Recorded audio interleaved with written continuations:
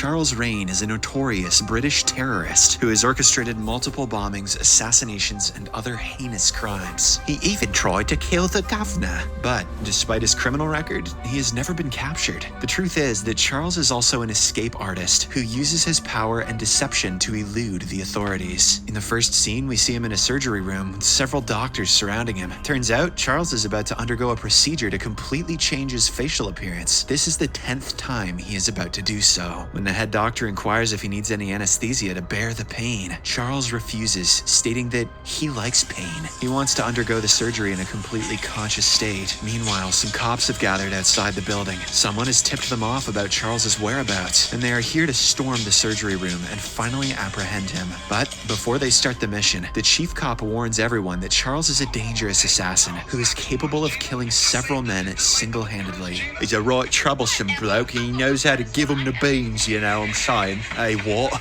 After a while, they slowly make their way to the 13th floor, where the surgery is about to take place. Unfortunately for them, Charles is well prepared. As soon as the cops enter the room, he finishes off the chief doctor, dodges the barrage of bullets, and then runs through the corridor. Charles then smashes through a glass window and jumps out of the building. And despite free-falling from the 13th floor, he lands perfectly without any injuries. He is even able to run at full speed as if jumping from buildings is his forte. However, no matter how fast he runs, the cops have cars, and they eventually corner him. In this way, the notorious Charles Rain is finally apprehended after 15 years of elusiveness. Okay, how did he jump out of that building, though? They better explain that. The scene then shifts to an airplane, where a beautiful flight attendant, Marta, is checking on the passengers one by one. Everything appears to be going smoothly, when suddenly, a shady-looking guy pulls out a gun and takes her hostage. He threatens to kill her if his demands are not met. In response, Marta casually kicks him in the leg, giving a nearby passenger enough time to take the gun away from him. After this, everyone starts clapping, and it's finally revealed that the whole thing was just a practice session to train the flight attendants in self-defense. Somehow I doubt the right course of action is to kick the guy with the gun in the leg on an airplane.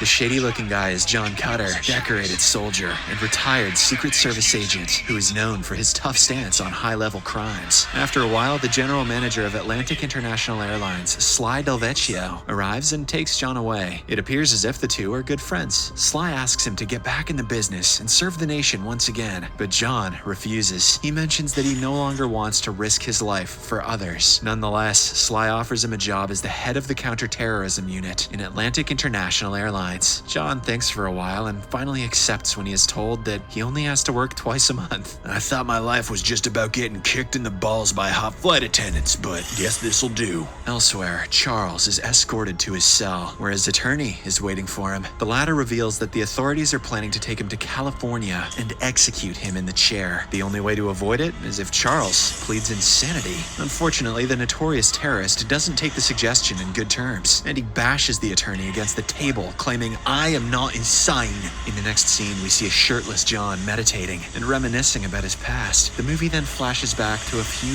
years ago, where John and his late wife are shopping in a convenience store. Suddenly, a robber arrives there and attempts to steal money from the counter. As a man of integrity, John tries to stop him, but the robber holds his wife hostage. Everyone in the store backs away, but despite this, the robber shoots the poor woman. John eventually kills him, but when he returns to check on his wife, she is already dead. The incident traumatized him so much that he quit his work as a special agent and isolated himself for months. In the present, John gets ready for his first day at work. He has to stay anonymous and guard a large Lockheed airline with almost 200 passengers on it. John is assigned to seat number 57, hence the name of the movie. Coincidentally, Charles and two FBI agents also board the plane, indicating that the flight is heading for California. One of the flight attendants is Marta, while the other one is a beautiful young girl named Sabrina. Meanwhile, a little boy sees Charles and fires an imaginary bullet at him. In response, the cold-hearted killer pretends to be dead. However, when he shoots the boy back, his cuffs are revealed, which alarms the passengers nearby him. They start wondering if the flight is safe, and Sabrina assures them that there is nothing to worry about. After a while, she calls a suspicious-looking staff in the lower deck and asks him to send over the special service. The guy obliges and puts a metal briefcase on the waiting tray. At the same time, John, who is annoyed by his chatty seatmate, gets up and heads to the restroom to have some alone time. Once he locks the door, Sabrina retrieves the content from the metal box, and it turns out to be a gun. She then proceeds towards the two unsuspecting FBI agents and shoots them in the head, much to everyone's horror. door. After Charles unlocks his cuffs, 3 of his goons emerge out of their seats and threaten everyone to remain silent. Here, it is revealed that Charles had everything planned all along. When he got to know that the agents were escorting him in a commercial airline, he immediately hired some people to hijack it. In the next scene, Charles heads to the cockpit and shoots one of the pilots dead to assert his dominance. Then, he announces over the radio that they are going to change courses and that the plane is officially hijacked. However, if the passengers remain calm and obey his orders, no harm will come to them. John, who is still in the restroom, overhears all of this and gets terrified. He somehow manages to get a hold of the plane's onboard phone and explain the situation to his friend Sly. Following this, he expertly subdues one of the hijackers, takes his gun, and then uses him as a shield to confront Charles. The latter also grabs Marta, creating an intense showdown between the two. However, Charles soon lets go of the flight attendant and shoots an innocent man to prove his point. He then fires a shot towards John, but it accidentally kills one of his henchmen. Taking advantage of the commotion, John and Marta run away from there, enter the elevator, and take it all the way down to the cargo hold. There, they come across the suspicious-looking guy from earlier and inquire if he knows anything about the hijackers. The man pretends to be shocked, but at an opportune moment, he whips out a knife and tries attacking John. The two then engage in an intense duel, and in the end, our protagonist manages to knock the bad guy out with an impressive kick.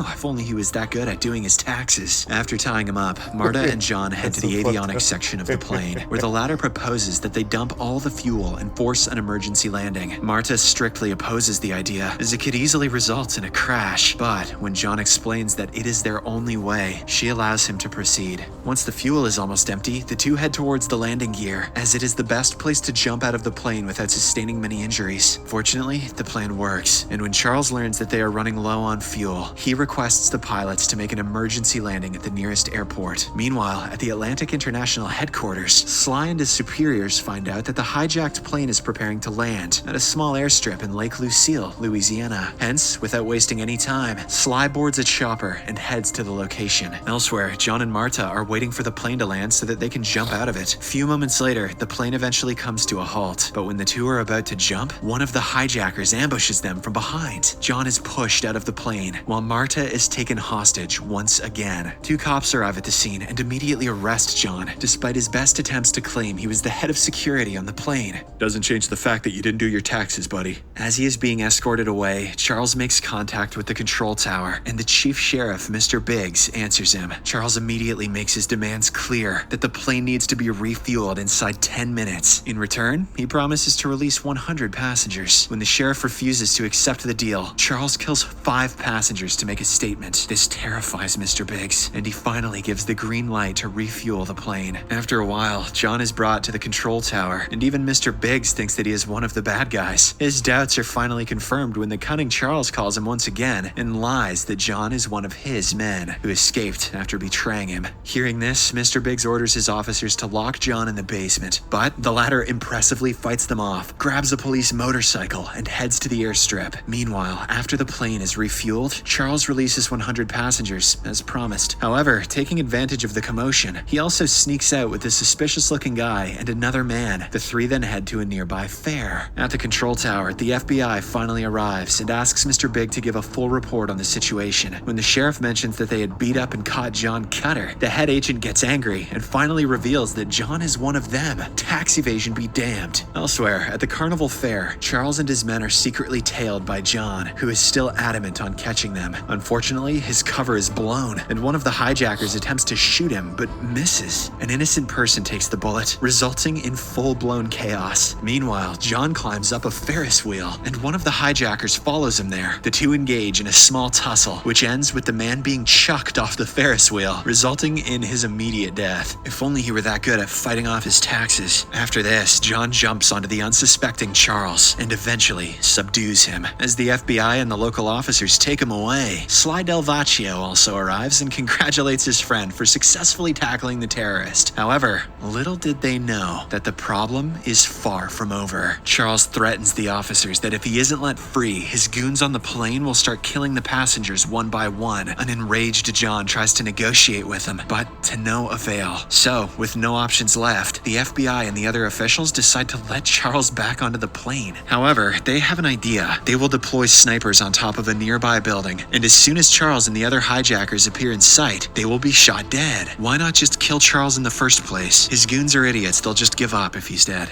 John is ordered to lead the entire mission. In the next scene, 2 FBI agents lead Charles to the plane, but as they are about to enter, the snipers start shooting them instead. It turns out that the suspicious-looking guy from earlier has killed the original snipers and is now gunning down all the FBI agents. Soon, a shootout between the hijackers and the agents ensues, which results in several deaths, including that of the suspicious-looking guy. The plane also starts getting away, but John is not going to give up so easily. He, along with Sly, gets into Mr. Biggs' car and asks him to chase the plane. The idea is to grab hold of the retractable landing gear and enter the plane through that. Although the stunt is an extremely dangerous one, it is a piece of cake for Mr. Cutter. He effortlessly clings onto the landing gear like it's his daily bread and butter. Once inside, he goes to the cargo hold and kills one of the hijackers. Then he sneaks onto Sabrina from behind and knocks her out. Now, the only hijacker left standing is the notorious Charles himself, British. Before confronting him, however, John heads to the cockpit and asks the passengers to change course and head back to the Lake Lucille airstrip. After this, the final showdown begins. Despite John being a trained fighter, Charles matches him stride for stride. A stray bullet in their fight shatters one of the windows, causing the loss of air pressure in the plane. The main door is also blown out, and Marta, who is standing just next to it, is left hanging for dear life. Fortunately, John acts quickly and takes Charles near the broken exit. The two of them exchange some final blows, and in the end, John prevails by kicking the terrorist out of the plane. With him now dead, the madness is finally over, and all the passengers celebrate by busting out some cringe moves. John then contacts his superiors at the control tower and informs them that he has taken down Charles, making them rejoice in happiness. In the final scene, the plane finally lands, and all the passengers are escorted to safety. John, who is fed up with all the commotion and his taxes, doesn't even bother facing the reporters and simply walks away with his new girlfriend, Marta. The movie ends as Sly talks to the reporters and proudly says that he was in charge of the